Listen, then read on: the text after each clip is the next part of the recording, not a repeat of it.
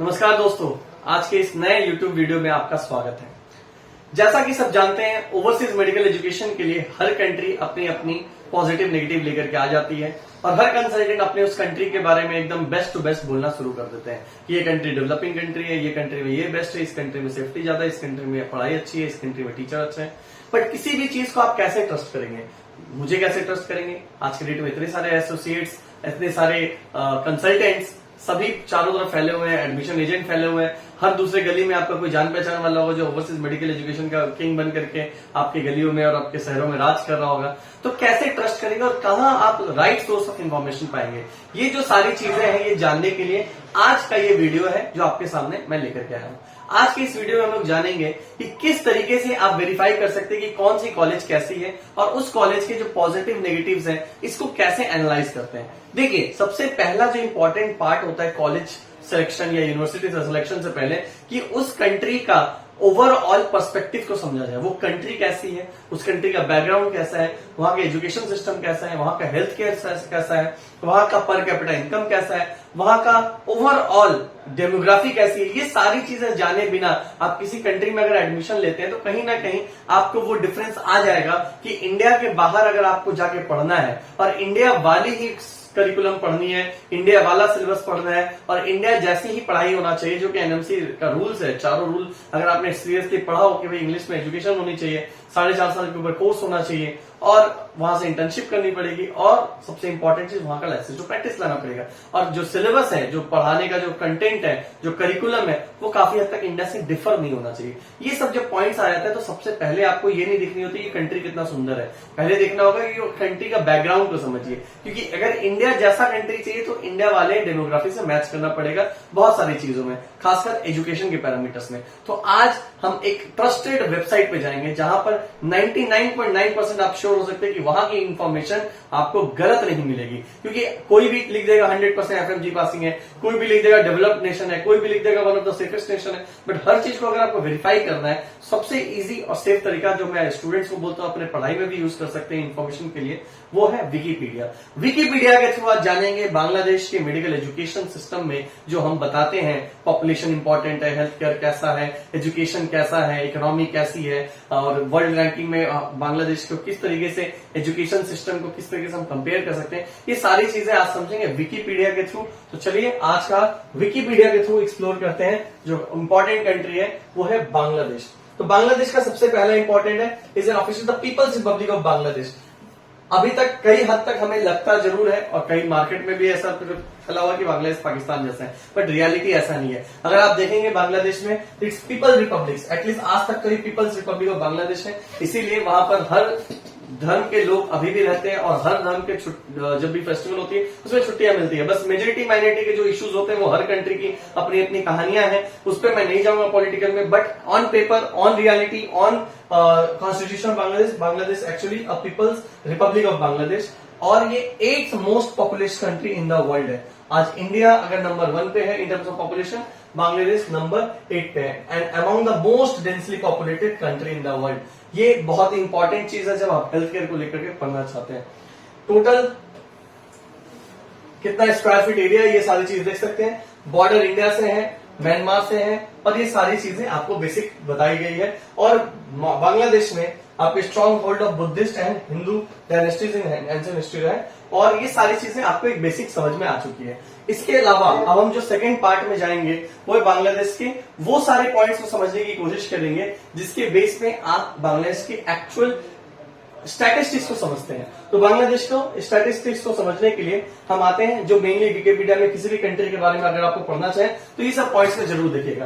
देखिए, पहले बांग्लादेश के बारे में दिया गया, कहां पर है, ऑफिशियल लैंग्वेज बंगाली है, ठीक है, कॉमन लैंग्वेज इंग्लिश है, कॉमन लैंग्वेज इंग्लिश है, क्लियर लिखा हुआ है। यहाँ पर कहीं भी छिपने की बात नहीं है कि भाई बांग्लादेश में क्या लोगों को इंग्लिश में पढ़ाया जाता है, इंग्लिश क्या लोगों को आता है, क्लियर लिखा हुआ है कि कॉमन लैंग्वेज इंग्लिश है। Ethnic group Bengali, other 7% religion, 91% Muslims है, ऑलमोस्ट 8% हिंदुइज्म है, क्रिश्चियन, बुद्धिस्ट सभी यहाँ पर है। ये एक बेसिक चीज है, यहां से मैं आपको ये पॉइंट लेने के लिए बोल रहा हूँ क्योंकि यहाँ पर कॉमन लैंग्वेज इंग्लिश है तो टीचिंग इंग्लिश में होती है। इसका सबसे बड़ा प्रूफ आपको यहाँ मिल जाता है। अगर आप किसी और कंट्री में जाकर के देखेंगे और कॉमन लैंग्वेज में अगर आपको दूसरा मिलता है तो आपको समझ में आएगा कि वहां जाके आपको कोई ना कोई दूसरा लैंग्वेज सीखना ही पड़ेगा।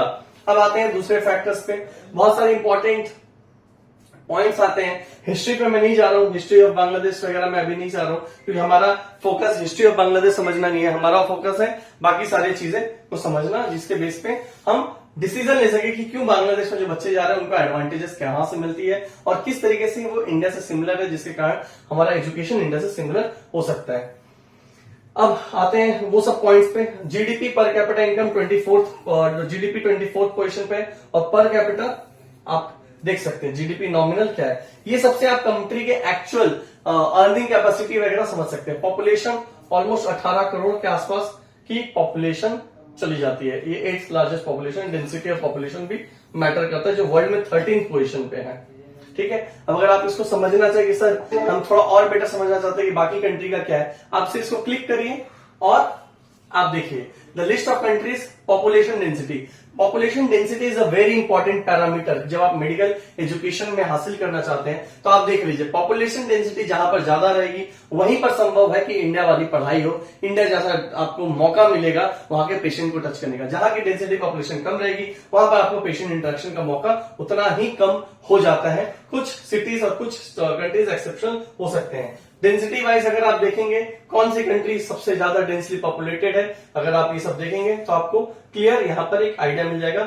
यहां पर बांग्लादेश काफी हद तक काफी सारी कंट्री से ऊपर है, इंक्लूडिंग इंडिया से भी डेंसिटी ऑफ पॉपुलेशन में ऊपर है। और यही रीजन है कि आपको वहां पर पॉपुलेशन डेंसिटी ज्यादा होने के कारण ही आज इंडिया से इतने सारे बच्चे जा रहे हैं वहां पढ़ने के लिए, कि वहां पर कम जगह पे ज्यादा लोगों को ट्रीटमेंट की जरूरत होती है। और वही लॉजिक है कि इंडियंस को भी वहां पर पेशेंट को टच करना अलाउड हो जाता है during their education system only, during their education period itself. वहां के पॉपुलर जितने भी हॉस्पिटल्स हैं, जितने भी प्राइवेट मेडिकल कॉलेजेस भी हैं, वहां पर पेशेंट्स की कमी नहीं होती है, because the density population is very high.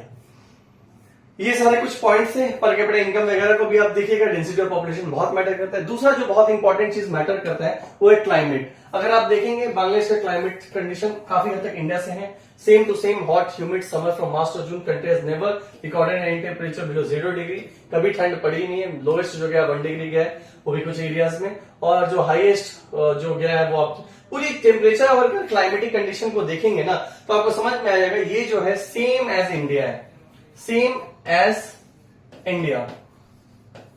क्योंकि ये सेम एज इंडिया है, इंडिया से सब कुछ सेम हो जाता है। सारे आप सॉइल डिग्रेडेशन बोलिए, साइक्लोन बोलिए, जो भी सारे जो प्रॉब्लम्स आप देखेंगे, फ्लड है, फ्लड के समय पेशेंट्स आते हैं, 2/3 कंट्री अंडर वाटर चली जाती है जब हजारों लोग मरते हैं, ये सब इन्हीं तरह के लोग हैं जिसके आपको इलाज करनी है। जब फ्लड के समय लोग फंस जाते हैं, पानी में प्रॉब्लम्स होती है, डायरिया फैलती है, इन्हीं सब को इलाज को तभी आप सीख पाएंगे ना जब उस तरह के डिजीज के बीच में आप जाएंगे। तो ये क्लाइमेट चेंज के हिसाब से आपको सारी चीजें समझ में आ रही है। आपको फ्लडिंग एक बहुत इंपॉर्टेंट इश्यू है, जबकि आज के इंडिया के चारों तरफ आपको फ्लडिंग एक मेजर इंपॉर्टेंट दिखेगा, उसमें हेल्थ केयर का बहुत बड़ा रोल होता है, जो आप इंडिया में भी आपको जब पढ़ के आएंगे तो आपको बहुत इंपॉर्टेंट रहेगा। जब आप इंडिया में आप कहीं प्रैक्टिस करते हैं, फ्लड से इफेक्टेड जो एरियाज होते हैं वहां पर डिजीज और वहां के अलग अलग प्रॉब्लम्स, हैजा, कलरा, मेल न्यूट्रिशन, और पानी में डूब रहा है कोई, उसके बाद रिकवरी, उस समय की जो डिजीज पैटर्न है वो सारी चीजें आपको यहाँ पर सीखने मिल जाती है, क्योंकि ऑलमोस्ट सेम आपको यहाँ पर वो चीजें मिल जाती है।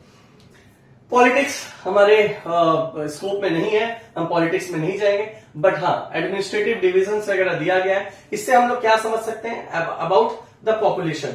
तो अभी मैं इन सब पॉइंट्स में नहीं जा रहा हूं जो आपके शायद काम में नहीं आएंगे। मैं मेडिकल एजुकेशन के पर्सपेक्टिव से जो जो पॉइंट्स आती है वो मैं देखना चाहता हूं। थोड़ा बहुत इकोनॉमी के बारे में समझ लेते हैं। डेफिनेटली बांग्लादेश को बोला जाता है fastest growing economy in the world. ये लोअर मिडिल इनकम में आपका फास्टेस्ट ग्रोइंग इकोनॉमी है, and rapidly developing country has world 36 largest economy bye nominal terms.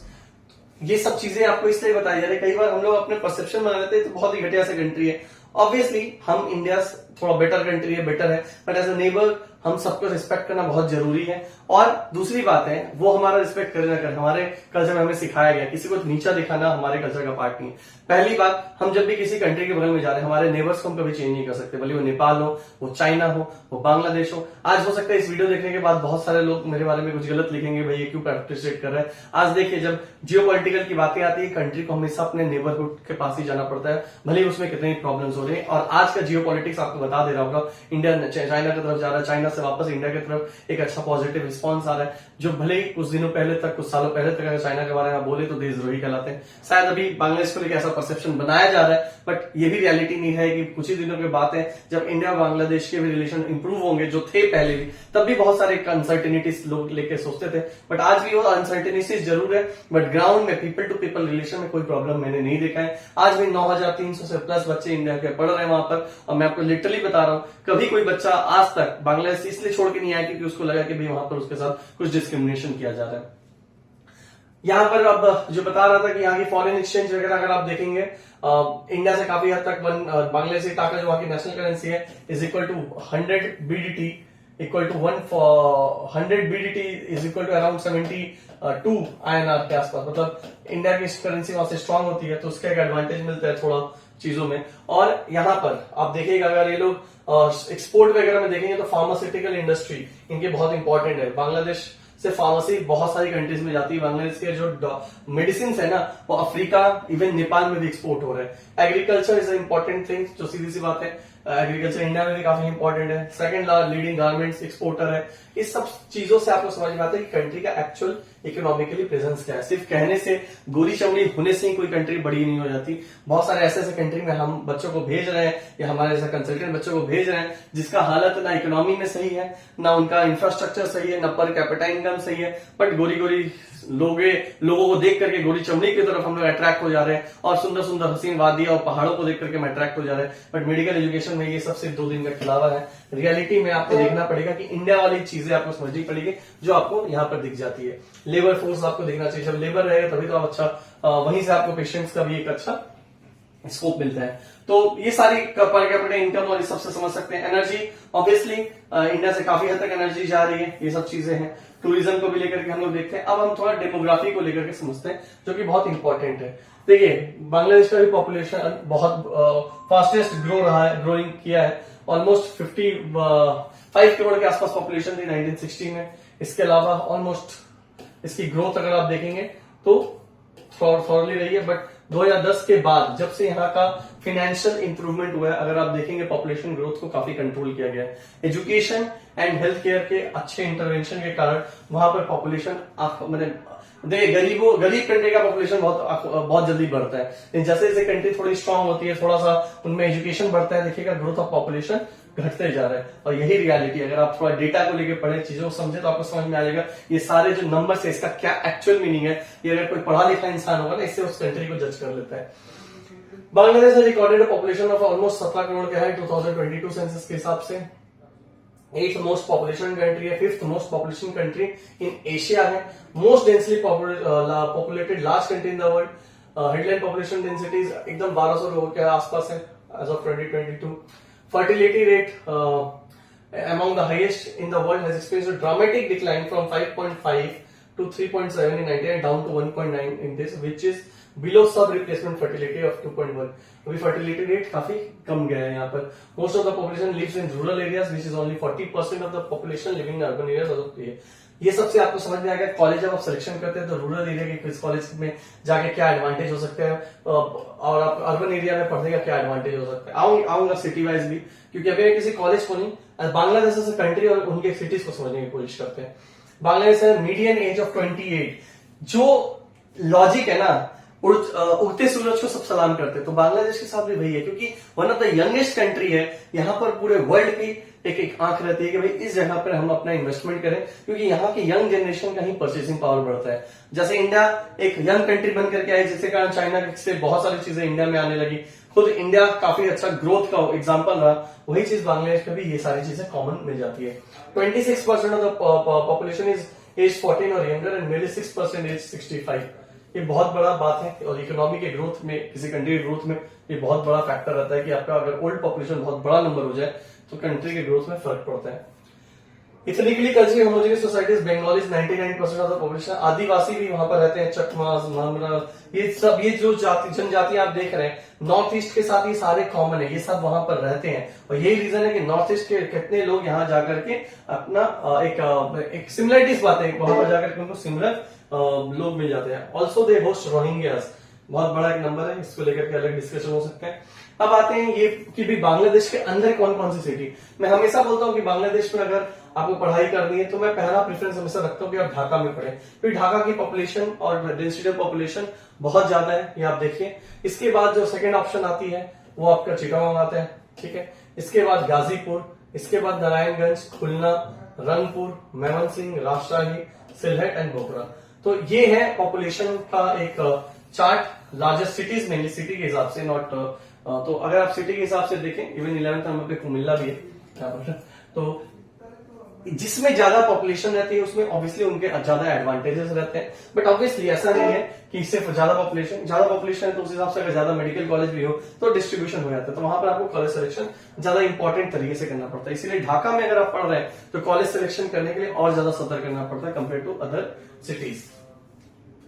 Language जो है बंगाली बताई जाती है, बट इंग्लिश एक ऑफिशियल लैंग्वेज बना हुआ है, ये बात सब समझ ही रहे हैं। और वर्ल्ड में पहली एकमात्र कंट्री है, मतलब एक जिसको वर्ल्ड का इंडिपेंडेंस ही मिला है बिकॉज ऑफ लैंग्वेज, ठीक है। यहाँ पर और भी लोकल बहुत सारे लैंग्वेजेस है, but English plays an important role in Bangladesh judicial education affairs due to country's history as a part of British empire. यही मैं बोलता हूँ, क्योंकि इंग्लिश का एक बहुत बड़ा रोल रहा है। इंडिया, बांग्लादेश, हम लोग सब पहले एक ही थे पार्टीशन से पहले, तो और एजुकेशन जो हमारा ब्रिटिश एम्पायर के द्वारा ही काइंड ऑफ बनाया गया है, तो इसीलिए compulsory subject in all school English university English medium education system is widely attended. अब आपको समझ पा रहा है कि मैं जब बोलता हूँ कि इंग्लिश में पढ़ाई जाती है, डेफिनेटली कुछ टीचर्स बांग्ला यूज करते होंगे, बट इंग्लिश अच्छी पढ़ाई जाती है। इसका रीजन है क्योंकि उनके इथनिक ग्रुप में, उनके एजुकेशन सिस्टम में, उनके हेल्थ केयर सिस्टम में आपका लैंग्वेज पढ़ाया जाता है। एक और इम्पोर्टेंट फैक्टर है जिसको लेकर के बहुत आती है, देखिए बांग्लादेश में हिंदू जरूर माइनॉरिटी है, but in terms of Bengali Hindus from the country second largest religious minority and third largest Hindu community in the world. अगर तीसरा सबसे बड़ा कंट्री है जिसमें हिंदूज रहते हैं वो है बांग्लादेश ही। तीसरा सबसे बड़ा कंट्री जिसमें हिंदू रहते हैं ज्यादा वो है बांग्लादेश ही। तो ऑब्वियसली बांग्लादेश में अगर आप कई लोग रिलीजियस एक हेट सोच के रखते हैं, तो हमारे भाई बहन हर धर्म के वहां पर हैं, बुद्धिस्ट भी हैं, क्रिश्चियंस भी हैं, हिंदूज भी हैं। तो आप जस्ट एक जिस बांग्लादेशी है तो उसको आप एक मान लेके भाई उसी रिलीजन के, इसलिए उसके तरफ एक हेट पैदा हो जाए या उसको लेकर एक नेगेटिव परसेप्शन हो जाए, वो गलत है। वहां पर इनका भी अपना रोल है। ऑब्वियसली मेजोरिटी माइनॉरिटी में हमेशा माइनॉरिटी को लगता है कि उनके साथ कुछ ना कुछ गलत होता है, जो इंडिया में भी लगता है वहां भी लगता है, और कुछ सच में होता भी है दोनों जगह पे, हर जगह पे। तो ये एक पॉलिटिकल डिबेट है जिसका कोई एंड नहीं है, ठीक है। हम नहीं चाहेंगे कि इस डिबेट के अंदर हम लोग घुसे। हमारा टारगेट है, हम अपने बच्चों को जब पढ़ने के लिए भेज रहे हैं, हम इन सब चीजों से एक जजमेंट कर ले कि हम जब बच्चों को पढ़ने के लिए भेज रहे हैं वहां पर लैंग्वेज को इश्यू ना हो, पेशेंट को टच करके पढ़ने का कोई प्रॉब्लम ना हो, real patient, real life internship मिल सके, रियल लाइसेंस टू प्रैक्टिस मिल सके, लोकल स्टूडेंट्स के साथ हमारे बच्चे जब पढ़ रहे हैं तो कोई दूसरा तरह का डिस्क्रिमिनेशन ना हो, यही हमारी कोशिश रहती है। Even Buddhism is the third largest language religion which is followed. Buddhism is the third most followed religion among, जबकि 0.6% ऑफ द पॉपुलेशन है, but Buddhist with third largest religion के हिसाब से मानी जाती है। Christianity is the fourth largest religion. अगर आप देखेंगे तो कहीं ना कहीं इसमें आपको चारों रिलीजन का एक कॉम्बिनेशन मिला है, इसमें बड़ा नंबर भी है। मैं खुद भी क्या ही बताऊं इसके बारे में, और भी डिटेल अगर आप जानना चाहते हैं नीचे नंबर पे कॉल करिए, मेरे से बात करिए। और भी मेरे पास पेपर वर्क है, ये सब तो ऑनलाइन जो इजिली ओपनली पब्लिकली अवेलेबल है वही मैं दिखा रहा हूँ। लिटरेसी रेट के बारे में देखिए, जब आप पढ़ने के लिए जा रहे हैं तो उस देश की पढ़ाई को लेकर के आपको समझना बहुत जरूरी है। बांग्लादेश का जो एजुकेशन सिस्टम है ये पूरा ब्रिटिश से लिया गया जैसा इंडिया में लिया गया था, तो और जो सारे बच्चों को फ्री एंड कंपल्सरी एजुकेशन दिया गया है, ये सब चीजें आप देखेंगे ना, सारी चीजें इंडिया जैसी लगेगी आपको, लगेगा वो यही रीजन है कि भाई वहां पर आपको Indian curriculum, Indian culture, Indian सब चीज मिल जाती है, क्योंकि वहां पर आपका जो एजुकेशन है, जैसे यहाँ पर भी फ्री एजुकेशन स्कूल्स में दिया जाता है गवर्नमेंट स्कूल में, उसी तरीके से primary education state funded school local level पे दिया जा रहा है। Primary and secondary education is compulsory and financed by the state free of charge in public schools. Bangladesh has literacy rate of 76% as of 2021, 79% for male and 71% for female. So female literacy काफी अच्छा है जो उसके पूरे growth को बना के रखता है. The educational system is three-tiered, heavily subsidized, and the government operating many schools at primary, secondary, higher school level, subsidizing many private schools. However, government expenditure in education among lowest in the world. जितना subsidy दे रहे हैं उसके अलावा भी और भी बहुत सारा स्कोप है, यही बताना चाह रहा है. मैं एक चीज बताऊंगा, अगर आप समझेंगे चीजों को, आप अगर लिटरेसी को देखते हैं अगर पूरे बांग्लादेश में कैसा लिटरेसी है, अगर ओवरऑल देखेंगे तो ऑलमोस्ट 95 to 100% लिटरेसी आपको किस किस एरिया में मिल जाएगा। वो सब में चिटागोंग आ जाएगा, ढाका के आसपास का एरिया आ जाएगा, कुछ आपके सिलेट के आसपास के एरिया आ जाएगा, कुछ बरिशाल और ये सब के आसपास के एरिया आ जाएगा। तो education is an important tool.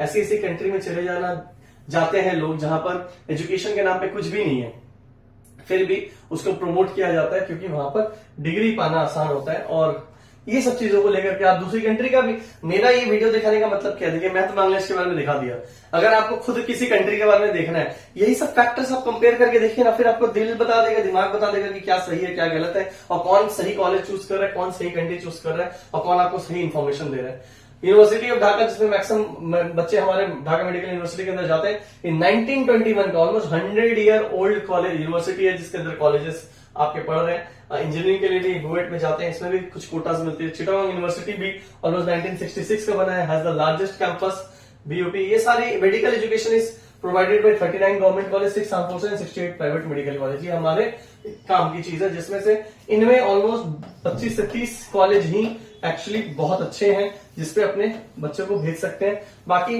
Upcoming है, बहुत सारे पॉलिटिकल विल से मिल गया है, बहुत सारे रूल्स रेगुलेशन में मैनिपुलेशन भी हुआ है, हर कंट्री में होता है। अच्छे बुरे कॉलेज इंडिया में भी है।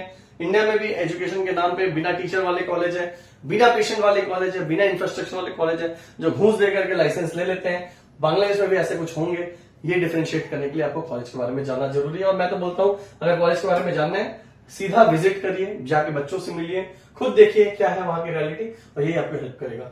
All medical college affiliated with ministry of health and family welfare. बहुत इंपॉर्टेंट है। ऐसा नहीं कि जिसको मन में आया अपना एक कॉलेज बना लिया, अनलिमिटेड बच्चे का एडमिशन ले रहे हैं, जो मन में आ रहा है उस तरीके से एजुकेशन को चला रहे हैं। ये सब सिस्टम बांग्लादेश में अलाउड नहीं है। यहाँ पर जो सिस्टम अलाउड है वो है पूरा एक मिनिस्ट्री के अंदर में सब चीज को देखा जाता है। हेल्थ, क्योंकि ये बहुत इंपॉर्टेंट है हेल्थ केयर को समझना। मैं फिर से आ रहा हूं, क्योंकि मेडिकल एजुकेशन अगर आप हासिल करने जा रहे हैं, उस कंट्री का हेल्थ केयर कैसा है, गरीब पेशेंट है कि नहीं, तभी आपको वहां पर एक्चुअल इंटरेक्शन मिलेगा। Bangladesh by constitution guarantee health care and service are fundamental right to all of its citizen. ये बहुत इंपॉर्टेंट चीज है, हर कंट्री में ऐसा नहीं होता। Ministry of health and family welfare, largest institutional health care provider in Bangladesh, contains 2 division, health service division and medical education and family welfare division. देखिए 2 अलग अलग डिवीजन बना दिए गए। एजुकेशन के पार्ट हम लोग से ज्यादा लिंक्ड है, बट हेल्थ सर्विस डिवीजन भी हमारे लिए इंपॉर्टेंट है, क्योंकि जब इंटर्नशिप करेंगे और प्रैक्टिस करेंगे, जब बेड साइड स्टडीज होती है, जब आप RFST और विजिट करते हैं छोटे छोटे जिला उप जिला के हॉस्पिटल, तो ये सब चीजें आपके काम आती है। The health care facilities Bangladesh considered less than adequate, so they have improved as economy has grown, poverty levels have decreased significantly. Bangladesh faces a severe health workforce crisis. जिस कंट्री में ये नहीं होगा, उस कंट्री में जाके आप क्या पढ़ाई करेंगे? यही तो आपको समझना है। आप एक बहुत ही सुंदर सी कंट्री में चले जा रहे हैं, बहुत ही डेवलप नेशन में चले जा रहे हो, बट यूएस बहुत बड़ा कंट्री है, बहुत डेवलप नेशन है, बट उसमें 69,000 प्लस डॉक्टर्स इंडिया के पढ़े हुए रजिस्टर्ड है। क्यों? क्योंकि जब किसी कंट्री में हेल्थ फोर्स कम है, तभी वहां पर बेस्ट एजुकेशन और बेस्ट सीखने का आपको मौका मिलता है। और उस सीख के बाद आप जाइए यूएस में, यूके में, इंडिया में, अब्रॉड में, किसी भी कंट्री में जाकर के असली एजुकेशन को यूज करके आप प्लान निकालिए, अविएशन नहीं निकालिए, तो आपके ऊपर है। Formally trained providers make up a small percentage of total health workforce. मतलब हेल्थ केयर में लोगों की शॉर्टेज है, इसीलिए आप जब जाते हो पढ़ने के लिए, आपके बच्चे जब पढ़ने जाते हैं, उनको वो मौका मिलता है वहां के पेशेंट के साथ एक्चुअली इंटरेक्ट करने का। Significant deficiency in the treatment practices of village doctor persist with widespread harmful inappropriate drugs prescription. ये सब चीजें आपको समझनी पड़ेगी। ये सब चीजें आपको सुन के लग रहा है इंडिया में भी ऐसा होता है, गांव देहात में RMP बन जाते हैं जो नकली गलत तरीके से मेडिसिन लिख दे रहे हैं, नाम के आगे डॉक्टर लगा ले रहे हैं। यही सब चीजें तो चाहिए। Historical development of child mortality, ये बहुत इंपॉर्टेंट फैक्टर है। चाइल्ड मोर्टेलिटी बांग्लादेश का बहुत घटा है, उसमें बहुत बड़ा रोल रहा है। अगर आप इसको पढ़ेंगे, पूरी चीज को समझेंगे, देखिए सिर्फ और सिर्फ चले गए इंडियन थाली मिलती है कि नहीं, हॉस्टल में एसी है कि नहीं, बेडरूम कैसा दिखता है वहां का, बाथरूम कैसा दिखता है, क्लासरूम कैसा दिखता है, बट इन सब के बारे में कोई जान ही नहीं रहा। क्योंकि जब मेडिकल एजुकेशन की पढ़ाई आपकी क्लासरूम के 4 दीवार तक लिमिटेड नहीं होती है, उस कंट्री के हेल्थ केयर से एसोसिएटेड होती है, उस कंट्री का हेल्थ केयर कैसा है, हेल्थ एजुकेशन सिस्टम कैसा है, सारी चीजें कैसी है, इसके ऊपर डिपेंड करता है कि आपका एजुकेशन कैसा रहेगा। तो ये देखिए Bangladesh poor healthcare system suffers from severe underfunding from government, और यही रीजन है कि आपको मिलता है वो मौका पेशेंट से इंटरेक्ट करने का।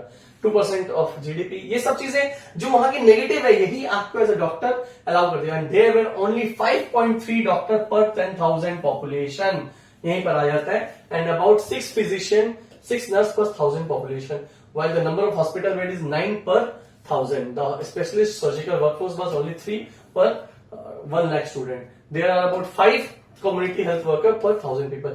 ये जो नंबर्स है ना, इसको अगर आप समझेंगे, इसको अगर आप इंडिया से कंपेयर करेंगे, सिर्फ इस फैक्टर को अगर आप समझ पाए, थोड़ा दिमाग लगा करके अपने अब्रॉड और सुंदर सुंदर कंट्री के जाने के लालच से बाहर निकल करके हेल्थ केयर को समझने के पॉइंट ऑफ व्यू से, मेडिकल डॉक्टर बनने के पॉइंट ऑफ व्यू से, सोसाइटी को सर्व करने के पॉइंट ऑफ व्यू से अगर आप सिर्फ इस पॉइंट को समझ लें, आप समझ जाएंगे कि कौन सी कंट्री आपको मेडिकल एजुकेशन अच्छा दे सकती है। ये जाके कंपेयर करिएगा दूसरे कंट्रीज का भी, मैं तो एक कंट्री का दिखा रहा हूं आपको, ठीक है।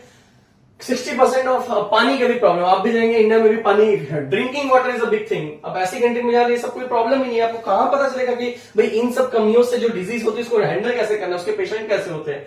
60% of population has access to drinking water. 2022 तक, 2002 तक it was estimated half of the drinking water was polluted with arsenic, exceeding level of 10 micron. ये सब जो प्रॉब्लम्स है आर्सेनिक पॉइजनिंग के कारण जो पेशेंट्स को क्या क्या हुआ, ये सब रियल पेशेंट आपको यही मिलेंगे ना देखने।